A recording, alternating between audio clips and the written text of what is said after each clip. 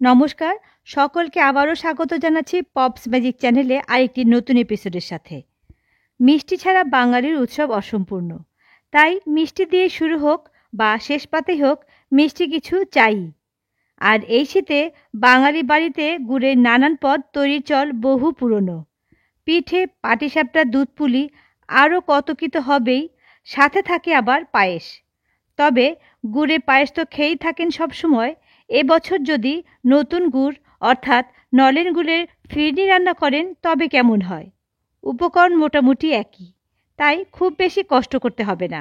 চলুন তাহলে দেখে নিন কিভাবে রান্না করবেন এই ফিরনি। প্রথমে একটা বাটিতে নিয়ে নিচ্ছি হাফ কাপ গোবিন্দভোগ চাল। চাইলে আপনারা বাসমতি চালেও এটা করতে পারেন, তবে পায়েসের মতো ফিরনিও আমি এই গোবিন্দভোগ চাল দিয়ে করতে বেশি পছন্দ করি। চালটাকে বেশ কয়েকবার ভালোভাবে জল দিয়ে ধুয়ে নেব, তারপর জল ঝরিয়ে চালগুলো আমি 10 মিনিটের মতো রেখে দেব। একটা বাটিতে আমি 200 গ্রাম গুড় নিয়েছি। এবার ছোট কাপের 1/4 কাপের চেয়েও একটু কম জল এই গুড়ের মধ্যে দিয়ে দিলাম। এবার এই গুড়টাকে আমি গ্যাসে বসিয়ে দিলাম। জাস্ট গুড়টা গলে গেলেই গ্যাসটা আমি অফ করে দেব। কোনো এক তার, দু তার বা কোনো রকম তারের কোনো প্রয়োজন নেই। যাদের সমস্যা থাকে দুধের মধ্যে গুড় দিলে দুধ কেটে যায়, এভাবে তারা গুড়টাকে গলিয়ে ঠান্ডা করে নিয়ে তারপর দুধের মধ্যে দিয়ে দেখবেন দুধ আর কখনোই কাটবে না। দেখুন গুড়টা ফুটে উঠেছে, সম্পূর্ণ গুড় কিন্তু গলে গেছে। আমি গ্যাসের ফ্লেম অফ করে দিলাম আর গুড়টাকে এখন সম্পূর্ণ ঠান্ডা করে নেব। গ্যাসে একটা কড়াই বসিয়ে তাতে আমি 1 লিটার দুধ দিয়ে দিচ্ছি।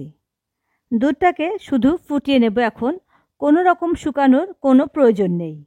আর এদিকে দুধটা ফুটতে থাকুক, ওদিকে মিক্সার গ্রাইন্ডারে সেই চালটা নিয়ে নিলাম। অল্প দুধ দিয়ে আমি এটাকে ব্লেন্ড করব। তবে এখানে একটা কথা আছে, ব্লেন্ড করব আমি পালস মোডে। মাত্র 5 সেকেন্ডের জন্য আমি এটাকে পালস মোডে ঘুরিয়ে নেব। একদম মিহি করে কিন্তু এটাকে পেস্ট করা যাবে না, বেশ দানা দানায় থাকবে চালটা। দেখুন পেস্ট করে নিয়েছি, এরকম বেশ দানা দানায় আছে কিন্তু চালগুলো। আর ফিরনি করতে কিন্তু এরকম দানা দানা চালেরই প্রয়োজন। একদম পেস্ট করে ফেললে কিন্তু সেটা আর ফিরনি হবে না। দুধটাকে কিন্তু অনবরত নাড়াচাড়া করে যেতে হবে, তা না হলে দুধ নিচে লেগে যেতে পারে। দেখুন দুধটা খুব ভালোভাবে ফুটে উঠেছে। এবারে গ্যাসের ফ্লেমটা লো করে দিলাম, তারপর সে ব্লেন্ড করা চালগুলো দিয়ে দিলাম। ভালোভাবে চালের সাথে এই দুধটাকে মিশিয়ে নেব, যাতে কোনো লাম্প তৈরি না হয়। আর চাল দেওয়ার পর কিন্তু একদমই নাড়াচাড়া বন্ধ করা যাবে না। দেখুন দুধটা ফুটে উঠেছে। এবার গ্যাসের ফ্লেম মিডিয়াম করে দিলাম আর চালটাকে এখন আমি ভালোভাবে সেদ্ধ করে নেব।